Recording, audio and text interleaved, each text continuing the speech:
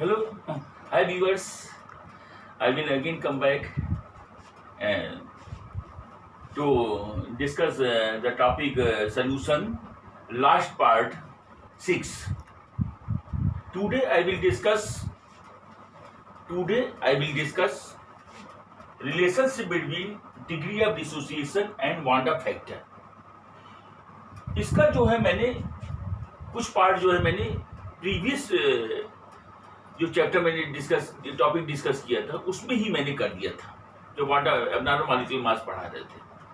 थोड़ा सा पार्ट और बताना था, इसमें डिस्कस करना था, तो मैं बता दे रहा हूँ। जैसे degree of relationship between degree of dissociation alpha and Wanda factor I, तो यहां पर जो है ए एन ये हमारे रिएक्टेंट है, सॉल्यूट है, ये डिसोसिएट हो रहा बेटा, dissociate into number of particle n a. तो एन कोई हमारा कंपाउंड है, सॉल्यूट है, वो डिसोसिएट होकर के एन ए बना रहा। तो number of particle before dissociation, number of particle before dissociation,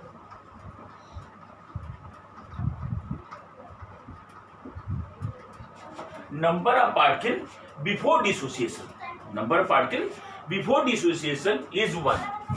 मैंने 1 मोल सपोज किया है। Number of particle before dissociation क्या है? 1 मोल है। And after dissociation 0। Before dissociation number of particle क्या 1 मोल है और एन ए कितना बना? 0। ये before dissociation, starting meaning starting, initial position.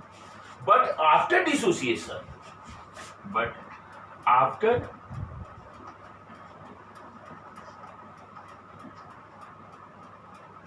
After dissociation, after dissociation suppose किया कि अल्फा पार्टिकल जो है इसमें से डिसोसिएट हो रहा है, तो प्रोडक्ट कितने बनेगा?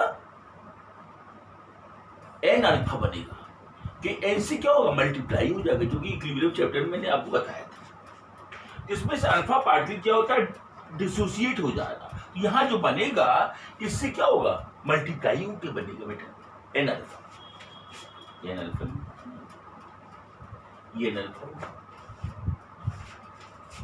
तो मैंने आपको बताया था आई इज इक्वल टू क्या होता है? वांडा फैक्टर क्या है? Van't Hoff factor is the ratio of number of particle after dissociation and number of particle before dissociation. तो number of particle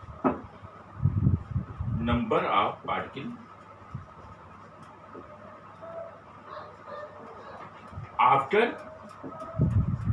dissociation upon number of particle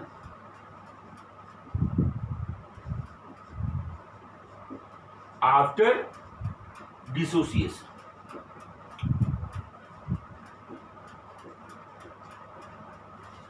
this is the formula of the van't Hoff factor. ये van't Hoff factor का formula है i is equal to number of particle after dissociation upon number of particle before dissociation. Number particle before dissociation, number particle before dissociation. Now we put the value, ये i is equal to number of particle after dissociation क्या है बेटा? इतने particle हमारे हैं mixture में, 1 minus alpha और n alpha, इनको टोटल कर लीजिए आप। 1 minus alpha plus n alpha upon number of particle before dissociation कितना है? एन 1 मैंने सपोज किया है। नंबर पार्टिकल बिफोर डिसोसिएशन कितना सपोज किया? 1 मोल लिख दीजिए। अब क्रॉस मल्टीप्लाई कर दीजिए आप बेटा, i into 1 equal to 1 minus alpha, इसमें कॉमन ले लीजिए बेटा, कितना हो जाएगा, अल्फा का कॉमन ले लेंगे आप इसमें, तो हो जाएगा n माइनस 1, ये अल्फा कॉमन ले लेंगे, 1 को इधर ट्रांसफर कर देते हैं, तो i minus 1 equal to alpha n minus 1, therefore alpha is equal to i minus 1 upon n minus 1. This is the formula, this is the relationship between degree of dissociation and quantum factor i. ये relation निकल आया. इससे आसानी से जो है हम alpha, i या n की वैल्यू निकाल सकते हैं. फॉर 100% डिसोसिएशन, फॉर 100% डिसोसिएशन, अगर 100% डिसोसिएशन हो रहा है, 100% मीन्स रिएक्टेंट में कोई पार्ट ना बचे, 100% डिसोसिएशन हो रहा है. In case of the strong electrolyte, just like NaCl, KCl, KNO3, K2SO4, Na2SO4, in such cases 100% dissociation is occurred because it is a strong electrolyte. क्या है? स्ट्रॉन्ग इलेक्ट्रोलाइट है, इसलिए 100% क्या होगा बेटा, डिसोसिएशन होता. इस केस में जो होता अल्फा कितना हो जाएगा, 1. इन केस 100% डिसोसिएशन, अल्फा की वैल्यू कितनी हो जाएगी बेटा, अल्फा इज इक्वल टू 1. तो यहां वैल्यू रखेंगे आप, तो i इज इक्वल टू क्या हो जाएगा बेटा, n के बराबर हो जाएगा. i की वैल्यू क्या हो जाएगी क्वांटम फैक्टर की, जितने नंबर ऑफ पार्टिकल होंगे आफ्टर डिसोसिएशन, जितने नंबर ऑफ आयन होंगे, नंबर ऑफ पार्टिकल होंगे, वही क्या हो जाएगा, i हो जाएगा. अगर 100% डिसोसिएशन बोल रहा है और नहीं बोल रहा 100%, उस केस में आपको वैल्यू दी रहेगी, i की वैल्यू दी रहेगी, n की दी रहेगी, आप अल्फा निकाल सकते हैं. ये अल्फा दिया रहेगा और i पूछ रहा है, n की वैल्यू दिए रहेगा, इस तरीके हम निकाल लेंगे उसको. जैसे देखिए आप इसको रफ कर दे रहे हैं,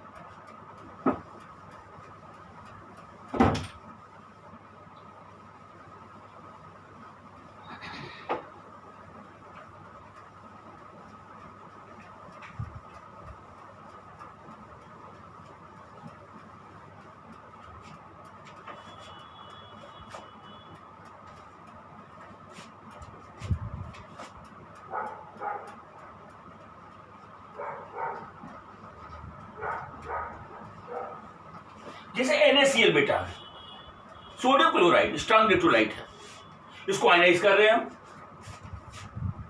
Na प्लस Cl माइनस. तो यहां पर कितने पार्टिकल बेटा है, यहां पर आयन के पार्टिकल कितने हैं, 2 हैं. यहां कितने पार्टिकल हैं, 2. तो जो पार्टिकल होगा, नंबर ऑफ आयन जो होंगे, वही क्या होगा, i हो जाएगा. मतलब देयरफॉर इस केस में i इक्वल टू कितना हो जाएगा, 2. i equal to.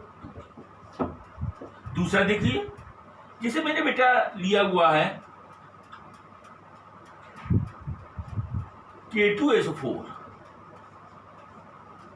मैंने क्या वो लिया हुआ, पोटेशियम सल्फेट K2SO4, ये लिया हुआ है K2SO4.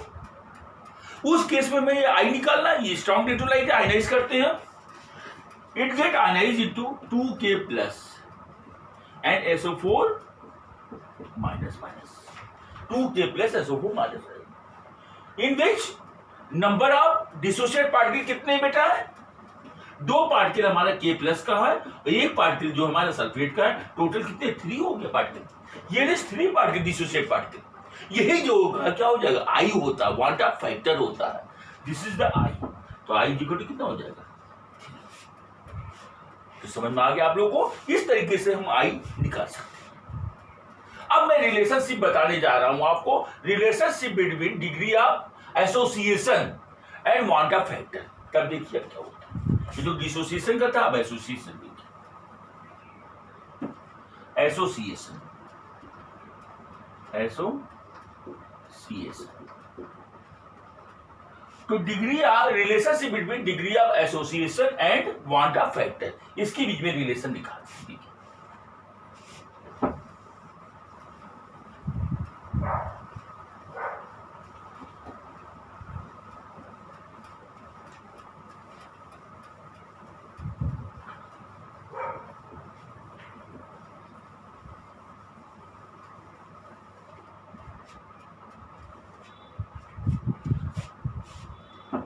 जैसे नंबर ऑफ पार्टिकल एम, कोई मैंने बी सल्यूट दिया हुआ है,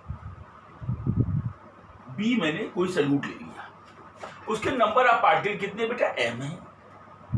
ये एसोसिएट होकर के m particle of the B associate together gives gate molecule, gate associate molecule one molecule देता है, आपस में एसोसिएट होकर के गेट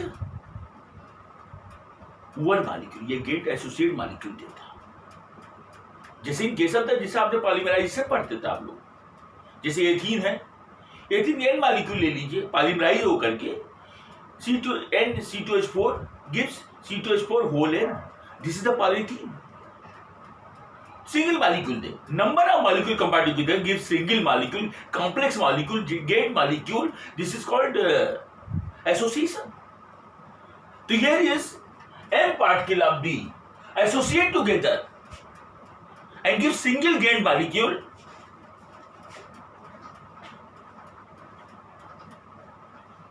B की power B whole M, B whole. अब देखिए इसमें बिफोर एसोसिएशन आफ्टर एसोसिएशन कितने पार्टिकल है, सपोज करते हैं let before association number of particle क्या है, 1 मोल मैंने मान लिया,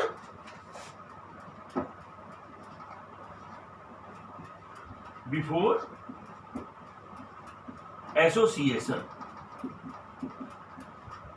नंबर ऑफ पार्टिकल कितने, 1 मोल मैंने ले लिया बेटा, और ये 0 है, प्रोडक्ट क्या है 0। मैंने before association number of particle कितने लिए, 1 मोल लिया है, और प्रोडक्ट क्या है 0। अब after association, after association suppose किया डिग्री ऑफ अल्फा पार्टिकल जो एसोसिएट हो रहे हैं, सपोज किया है अल्फा पार्टिकल एसोसिएट हो रहे हैं, तो 1 माइनस अल्फा, तो क्या हो जाएगा 1 माइनस अल्फा, और यहां जो बनेगा बेटा, यहां m मोल था, तो यहां m से डिवाइड करके अल्फा बाई m बन जाएगा, प्रोडक्ट क्या बन जाएगा बेटा अल्फा बाई m। अब फॉर्मूला लिखिए वाटा फैक्टर का, आई इक्वल टू क्या होता है, number particle after association upon number particle before association, तो i equal to number of particle after association upon number of particle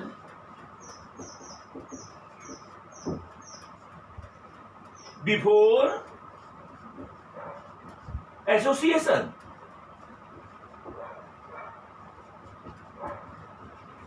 is it clear? I van't Hoff factor is equal to number of particle after association, जहां association पहले लिखे थे, association case में association लिख दीजिए, बस very simple. तो number of particle after association upon number of particle before association, put the value, number particle after association कितना है, टोटल कर लीजिए 1 minus alpha plus alpha by m, तो i is equal to 1 minus alpha plus alpha by m upon number of particle before association कितना हो जाएगा बेटा 1 है, मैंने बिफोर कितना लिया हुआ, मैंने 1 लिया हुआ, तो पुट द वैल्यू 1, अब क्रॉस मल्टीप्लाई कर दीजिए, i into 1 is equal to 1 minus alpha plus alpha by m, यहां से अल्फा कॉमन ले लेते बेटा, तो 1 plus alpha 1 by m minus 1, मैंने अल्फा कॉमन ले लिया है। अब ए को यहां ट्रांसफर कर रहे बेटा, तो i minus 1 is equal to alpha 1 by m minus 1, या अल्फा निकालना है, therefore alpha is equal to i minus 1 upon 1 by m minus 1 के, ये आपका फॉर्मूला ड्राइव हो गया, ये अल्फा और आई के बीच में रिलेशन निकला है। For 100% association, for 100% association, for 100% association alpha is equal to क्या होगा बेटा 1, देयरफॉर आई क्या हो जाएगा, i is equal to 1 by m के, आई की वैल्यू कितनी आ जाएगी 1 बाई m के बराबर हो जाएगी in case of the 100% association, i is equal to 1 by m के।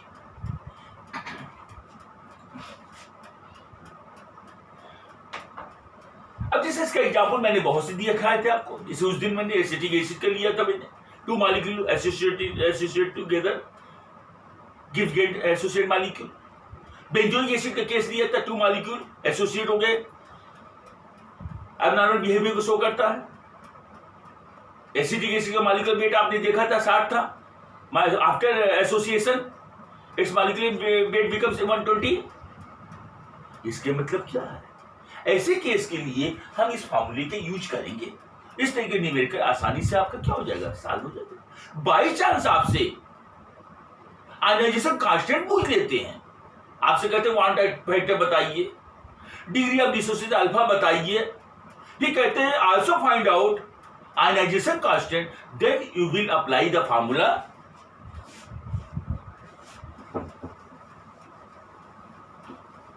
then you will apply the formula। कौन सा फॉर्मूला लगाओगे बेटा? K is equal to alpha square upon 1 minus alpha into v, या K is equal to alpha square upon 1 minus alpha, और यहां 1/v equal to क्या होता है, C होता है। C इक्वल टू क्या होता है बेटा, 1/v के होता है। कंसंट्रेशन क्या होता है, वॉल्यूम के इनवर्सली प्रोपोर्शनल होता है। C इक्वल टू 1/v के, then you will put the value 1/v की प्लेस पर C लिख सकते हैं। तो ये फार्मूला आपका यूज कर सकते हैं आप। फार्मूला ये ओस्वाल्ड डाइल्यूशन लॉ का फार्मूला है, आपने पढ़ा Oswald dilution law in ionic equilibrium. तो आपका आई निकल आएगा, अल्फा निकल आएगा, अल्फा की वैल्यू उठा करके यहाँ पुट कर दीजिएगा, आपका ये निकल आएगा। ये आयनाइजेशन कांस्टेंट, ये क्या बेटा, के क्या है, ये आयनाइजेशन कांस्टेंट है। आयोनाइजेशन कांस्टेंट, आयोनाइजेशन कांस्टेंट इस तरीके से आपका निकल आएगा। Now we proceed next topic, solubility. आपको बताने जा रहे हैं सॉल्युबिलिटी।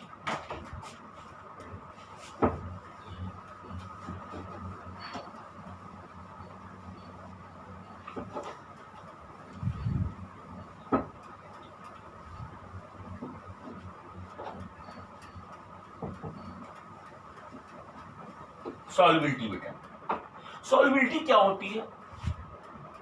सॉल्युबिलिटी के बारे में आपने पढ़ा होगा। सॉल्युबिलिटी, सॉल्युबिलिटी मींस क्या होता है? Number of maximum amount of substance dissolve in specific amount of solvent eight A given temperature gives saturated solution is called solubility of dead substance. In another word, number of gram of solute present in 100 gram of solvent at a given temperature to form saturated solution is called solubility of dead solute। इस तरीके से हम निकाल सकते हैं solubility. Suppose किया solubility क्या होती है, solubility is equal to mass of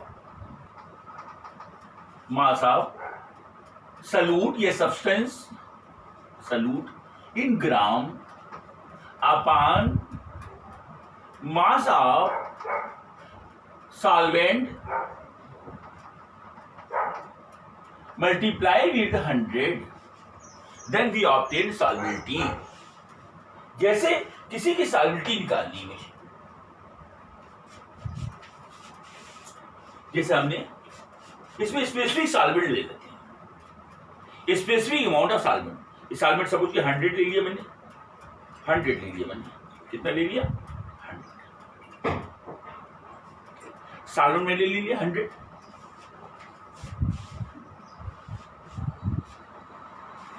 अब इसमें मुझे पता करना है सॉल्युबिलिटी कितनी है। हमने सपोज किया ये सॉल्ट है बेटा, इसमें हमने 5 ग्राम सॉल्ट ले लिया। कितना ले लिया, 5 ग्राम सॉल्ट। सपोज कर रहे हैं आप केमिकल बैलेंस पे तौल के ले लेंगे, इसमें सॉल्ट ले लिया, यस क्या ले लिया, sufficient amount of salt, 5 gram salt मैंने यूज कर लिया यहाँ पर।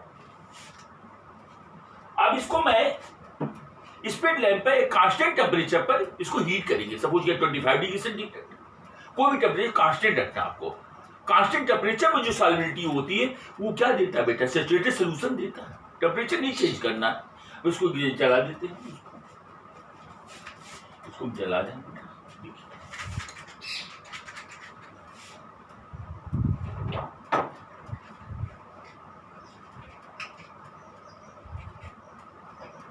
तो पंखा चल रहा है इधर कर।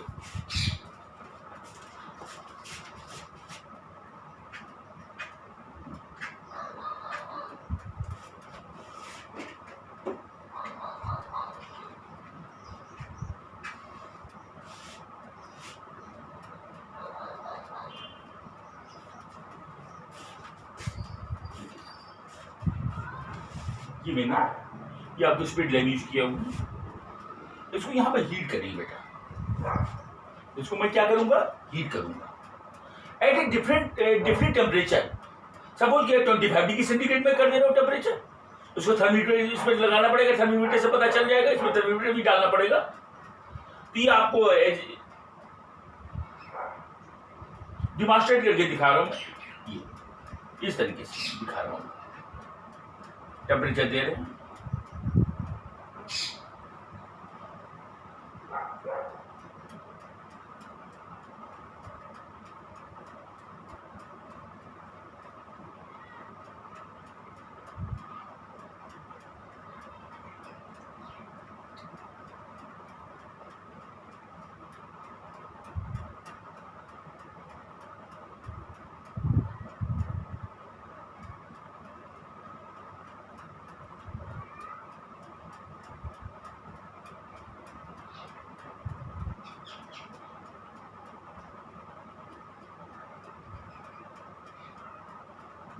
इसको हीट कर रहे हैं हम।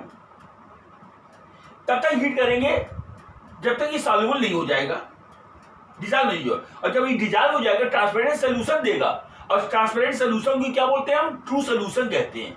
तब जो है यही इसी को क्या बोलते हैं, सॉल्युबिलिटी कहते हैं।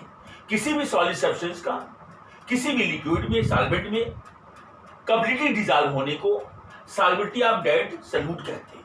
इस तरीके से हम इसकी सॉल्युबिलिटी हम क्या करते हैं, निकाल लेते हैं।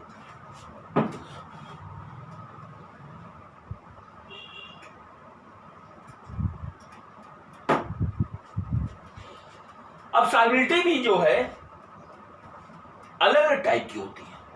ये types of solubility, types of solubility.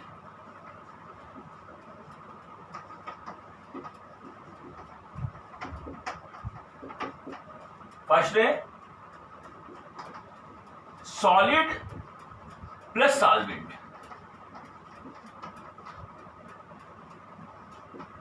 Solid plus solvent gives saturated solution.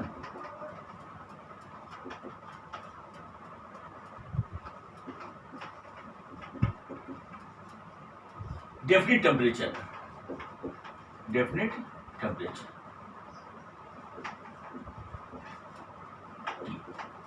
definite temperature। Suppose कि टेम्परेचर T है, डेफिनिट टेम्परेचर। तो डेफिनिट टेम्परेचर पर कोई भी सॉलिड को हम जब सॉल्वेंट में डिसॉल्व करते हैं, तो अगर ट्रांसपेरेंट सोल्यूशन, सैचुरेटेड सोल्यूशन देता है, तो उसे क्या बोलते हैं, सॉल्युबिलिटी ऑफ सॉलिड सब्सटेंस कहते हैं। Is it clear? अब इसके लिए क्या हम सॉल्युबिलिटी कैसे बढ़ा सकते हैं? How will you increase the solubility? By temperature, by giving temperature. मतलब solubility is directly proportional to temperature. Solubility is directly proportional to temperature. क्यों? तो टेम्परेचर का इफेक्ट पता है सॉल्युबिलिटी में क्या होता है। जब सॉलिड को सॉल्वेंट में डिसॉल्व कर रहे हैं, what is the effect of the pressure? Pressure का क्या इफेक्ट होगा? Solid plus solvent gives solution. इसमें जो होता है, in case no effect of pressure, no effect of pressure, no effect of pressure.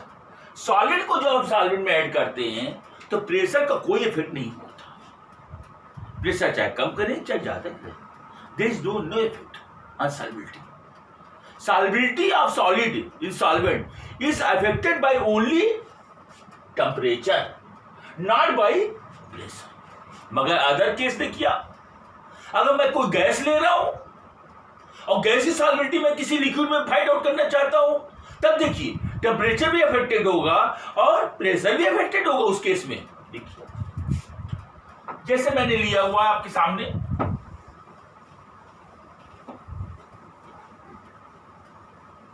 दूसरा टाइप बता रहा हूं, गैस और प्लस सॉल्वेंट ले रहे हैं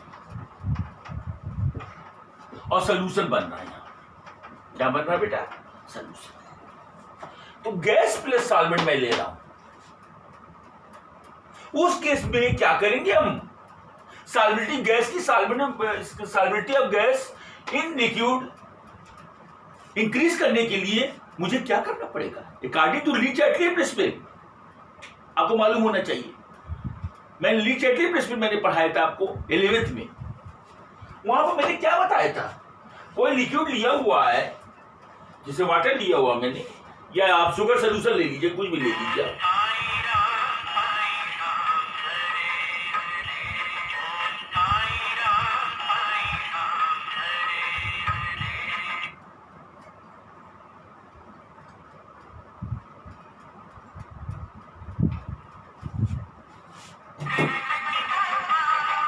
जैसे कि ले लिया मैंने, सॉलिड ले लिया मैंने। अब इसको मुझे करना है, इसमें गैस को डिसॉल्व करना मुझे। तो गैस ऐसे नहीं डिसॉल्व हो पाएगी, क्योंकि गैस का वॉल्यूम क्या होता है? मैक्सिमम होता है। गैस का वॉल्यूम क्या होता है? मैक्सिमम होता है। और उसको एक बॉटल के अंदर एक लिमिटेशन हो गया वॉल्यूम का। वॉल्यूम क्या क्या हो गया? लिमिटेशन हो गया। इसमें गैस को मुझे डिसॉल्व करना है। गैस की एक बाउंडेशन हो गया, बाउंड्री फिक्स हो गई। अब इसमें जब गैस इसमें ऐड करेंगे, हम गैस को डिसॉल्व करना चाहते हैं, जैसे कार्बन डाइऑक्साइड ले लेते हैं, या सोडा वाटर बनाते हैं, कोल्ड ड्रिंक बनाते हैं, जैसे थम्स अप है, पेप्सी है, ये सब चीजें, उसमें CO2 होता है। तो कार्बन डाइऑक्साइड को डिसॉल्व करने के लिए गैस है और लिक्विड में डिसॉल्व करना है, तो high pressure, be apply the high pressure.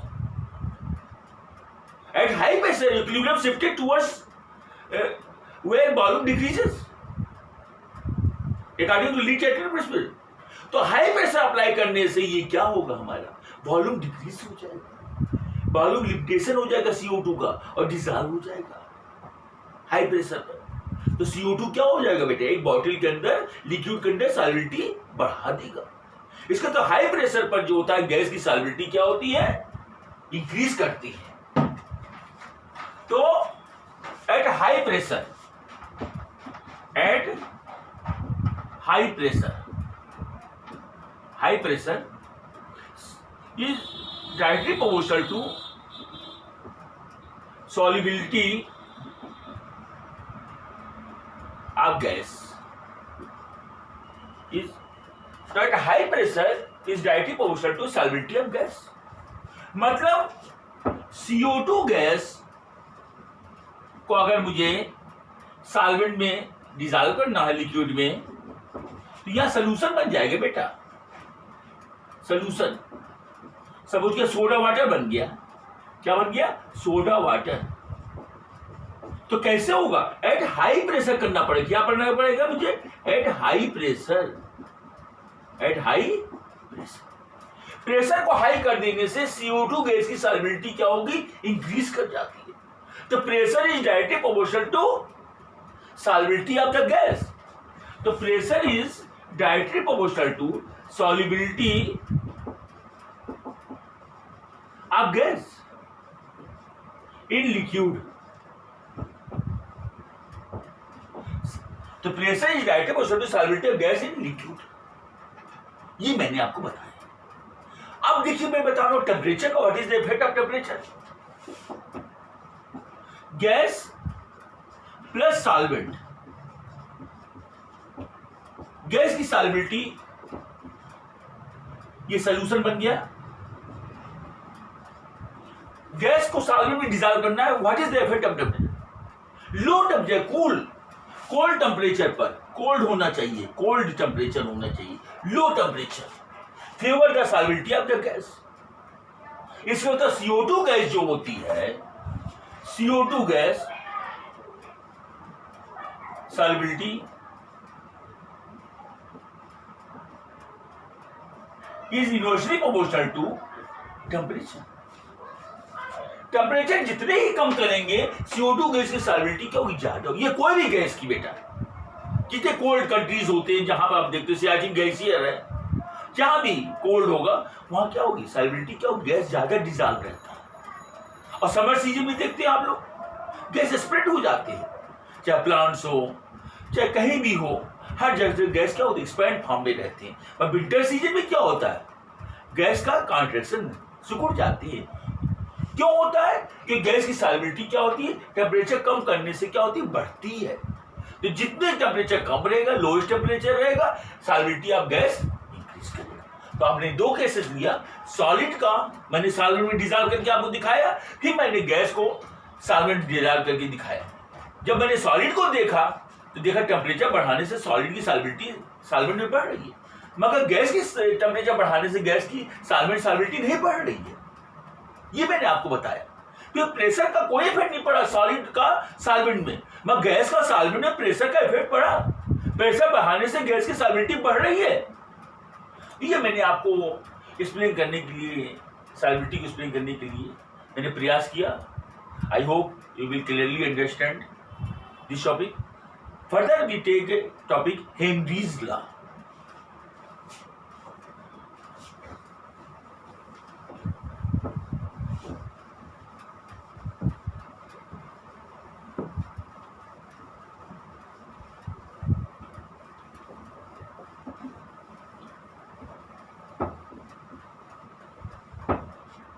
Further we take a topic, Henry's law.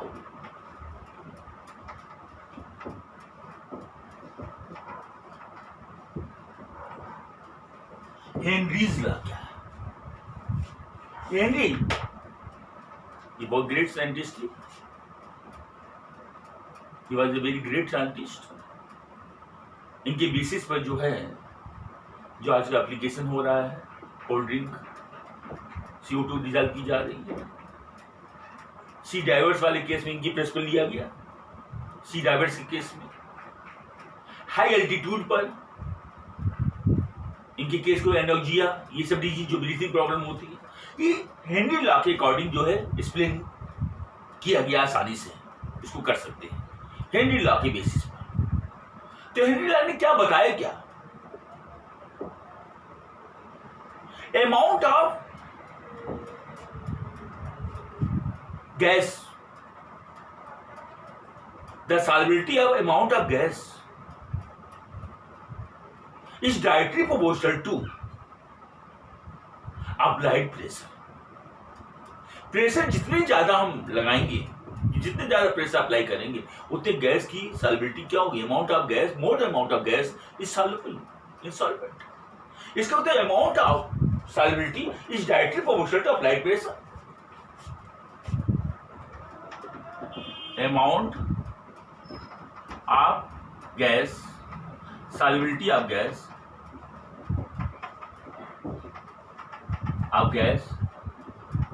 is directly proportional to pressure. Pressure means P मैंने बोल दिया। जितने ज्यादा बेटा प्रेशर अप्लाई करोगे उतनी ज्यादा गैस की सॉल्युबिलिटी होगी। सपोज किया m amount of gas soluble, m मैंने मान लिया, m अमाउंट ऑफ गैस लिया। गैस कितना है? 2 gram, 10 gram, 20 gram. m amount of solvent मैंने लिया हुआ है। तो solubility is depend upon P। Solubility is depend upon P। Proportionality आने के लिए कांस्टेंट लाना पड़ता है। तो m is equal to Kp या K is equal to m upon P। कि क्या है बेटा? कांस्टेंट है। क्या है? कांस्टेंट। ये क्या है? कांस्टेंट। एम क्या है? Amount of gas. इसकी सेकंड डिफिनेशन में बता रहा हूं हेनरी लॉ का। इन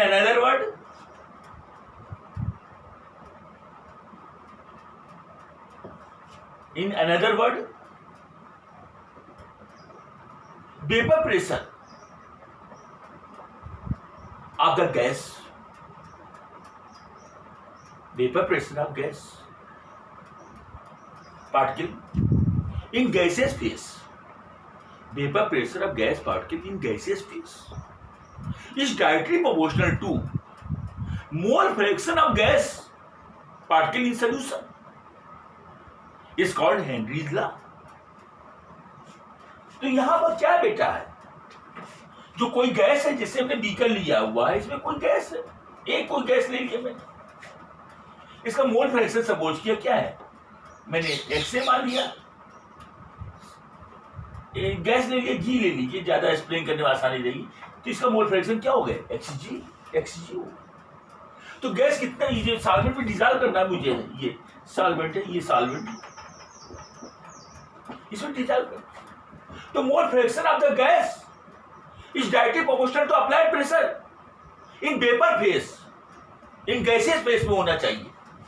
तो P is directly proportional to xg। Proportionality हटाने के लिए कोई कांस्टेंट लाना पड़ता है इसमें, तो P is equal to constant KH xg। यहां KH क्या है बेटा? Henry law constant. KH क्या है बेटा? Henry law constant. KH क्या है? Henry law constant, Henry constant, Henry's constant. KH Henry constant, तो KH इज इक्वल टू कितना हो जाएगा बेटा? KH is equal to P upon xg। ये KH हो गया हमारा। प्रेशर और मोल फ्रैक्शन के रेशियो को क्या बोलते हैं? हेनरी कांस्टेंट कहते हैं। इसको हम ग्राफिकल मेथड से बता रहे हैं आपको। ग्राफ के थ्रू कैसे, how will you explain Henry law?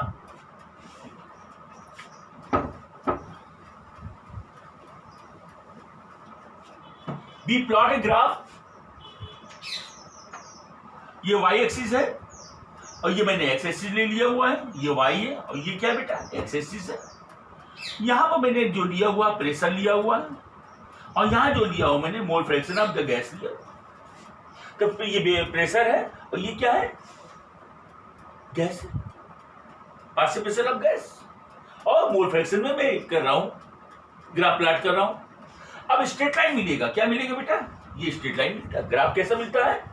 Straight line प्राप्त होता है। अगर मैं पार्शियल प्रेशर और मोल प्रेशर ऑफ गैस में ग्राफ प्लॉट करते हैं तो एक स्ट्रेट लाइन मिलता है, और इसका जो स्लोप होता है वो किसके इक्वल होता है?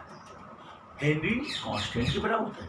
हेनरी कांस्टेंट KH के बराबर होगा। ऐसा स्लोप बना लीजिए आप इसका। ये बेटा इस तरीके से कर दिया मैंने। ये वैल्यू क्या है बेटा? P, ये क्या है? xg, ये क्या हो गया? स्लोप हो गया। क्या हो गया? स्लोप। और स्लोप इज इक्वल टू क्या हो जाएगा? KH, मतलब KH is equal to P upon x। इस तरीके से हम ग्राफिकल थ्रू हम एक्सप्लेन कर सकते हैं हेनरी कांस्टेंट को।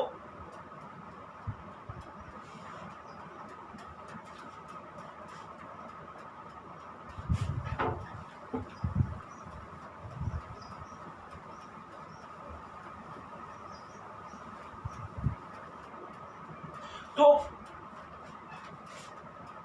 Henry constant KH is directly proportional to temperature. Temperature बढ़ाने से हेनरी कांस्टेंट क्या होता है? इंक्रीज करता है। और टेम्परेचर बढ़ाने से सॉल्युबिलिटी क्या होती है? डिक्रीज करती बेटा। Solubility of gas inversely proportional हो जाएगा। इसके मतलब KH is inversely proportional to solubility of gas, solubility of gas। मतलब KH solubility, KH जितने ज्यादा होगा solubility of gas क्या होगा? उतनी ही कम होगा। When KH increases, then solubility of gas decreases। Is it clear? दूसरा point, KH is inversely proportional to mole fraction of gas. KH जितने ज्यादा होगा मोल फ्रैक्शन ऑफ गैस क्या होगा, उतने ही कम होगा। मोल फ्रैक्शन ऑफ गैस उतनी कम, मोल फ्रैक्शन ऑफ गैस उतने कम होने का मतलब क्या, सॉल्युबिलिटी डिक्रीजेस।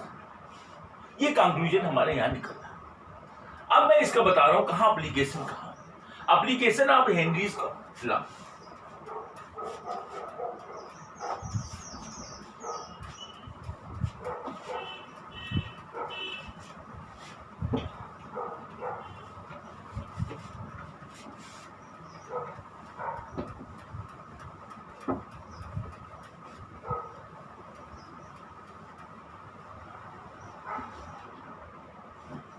एप्लीकेशन बेटा,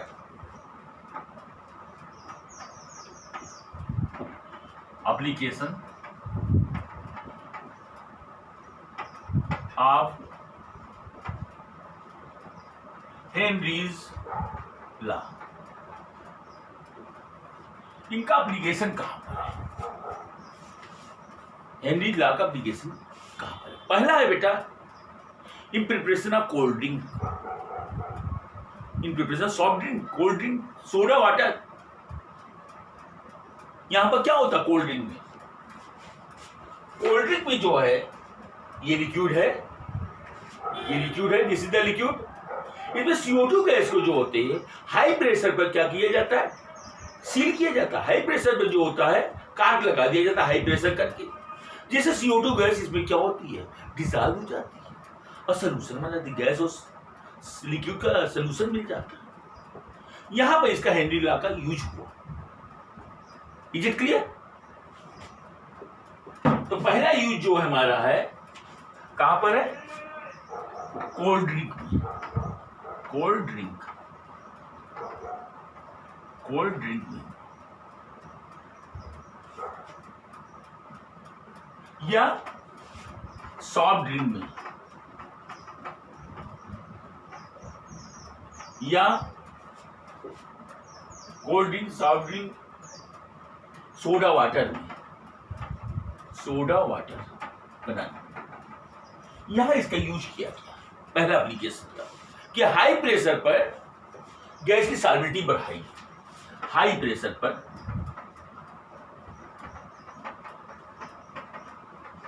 is directly proportional to solubility of gas, solubility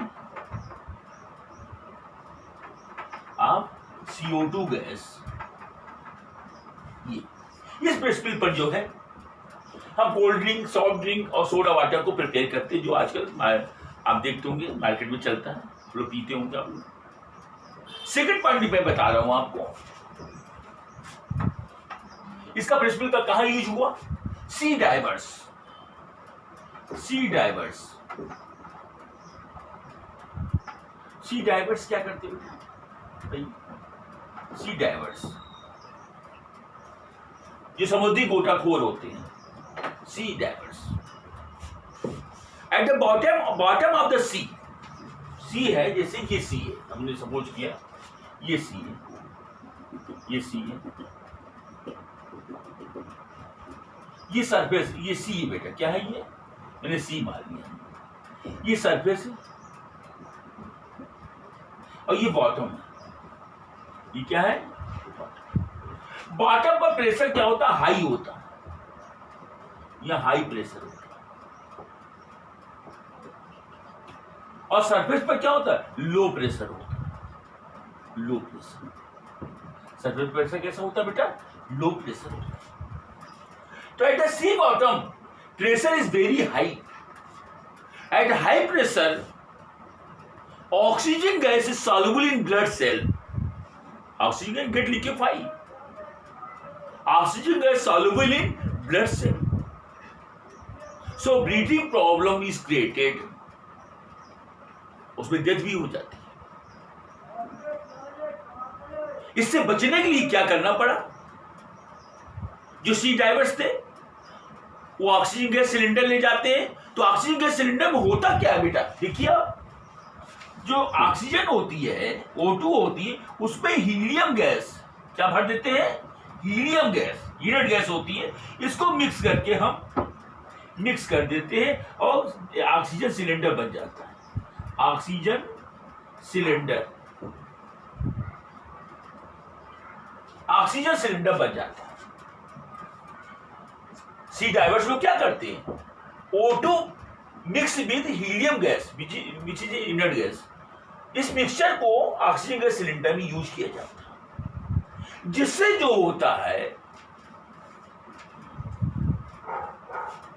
C diverse आसानी से ब्रीथ कर सकता है, उसकी कोई प्रॉब्लम नहीं हो सकती, आराम से सर्च कर सकता है, बॉटम में जाके अपना इन्वेंट कर सकता है। तो ये आपका हेनरी ला का दूसरा एप्लीकेशन मैंने बताया।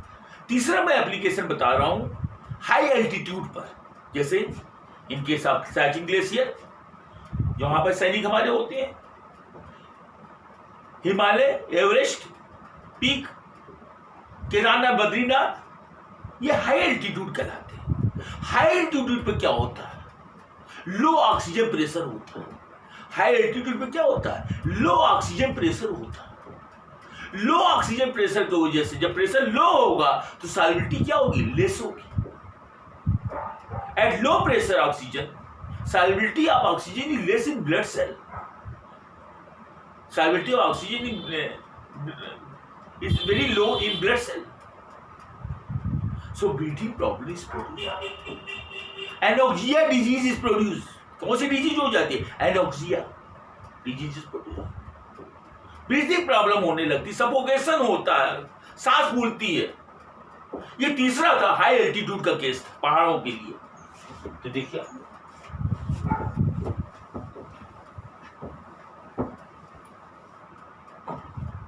तीसरा है application at high altitude, eight high altitude, eight high altitude. High altitude पे क्या होगा, eight high altitude low oxygen pressure, low oxygen pressure, low oxygen pressure, decrease solubility of decrease solubility of O2 in blood cell. Low oxygen pressure at high altitude decrease the solubility of O2 in blood cell and it produce anoxia. क्या हो जाता है, anoxia या breathing problem, breathing problem produce breathing problem. तो देखा आपने, at high altitude low oxygen pressure is produce due to which it decrease the solubility of oxygen in blood cell, it produce anoxia, breathing problem, suffocation। ये मैंने 3 application आपको बताए। आपको आई hope you will clearly understand, I need you support me, daily practice भी कीजिए इसकी, तभी आपको आता रहेगा। इस तरीके से आज 6 पार्ट में जाकर के सोल्यूशन टॉपिक हमारे सीबीएसई बोर्ड का, जेईई मेन, नीट कंपटीशन और यूपी बोर्ड से रिलेटेड जितने भी टॉपिक थे मैंने सबको लिया। मैंने एक एक टॉपिक को मैंने क्लियरली एक्सप्लेन करने की कोशिश किया, मैंने उसको एक्सपेरिमेंटल के थ्रू मैंने दिखाने की कोशिश किया, मैंने एक्सपेरिमेंट के थ्रू मैंने दिखाने की कोशिश किया आपको, जिसमें क्लियरली आप लोग समझ सके इसको कि chemistry is based on experiment. मगर पॉसिबल नहीं है कि कोर्स पीछे हो सकता है, सिलेबस बिल्कुल पीछे हो जाता है, मगर इसको बताना चाहिए, थोड़ा सा डायरेक्शन देना ही चाहिए बच्चों को, स्टूडेंट को। तो मैंने कोशिश की अपनी तरफ से जितना हो सकता था मुझे। तो आई hope you will clearly understand this topic and tomorrow I will start next topic, electrochemistry. So you will subscribe and like and build my channel, YouTube channel. Thank you. You support me. Good evening. Namaskar.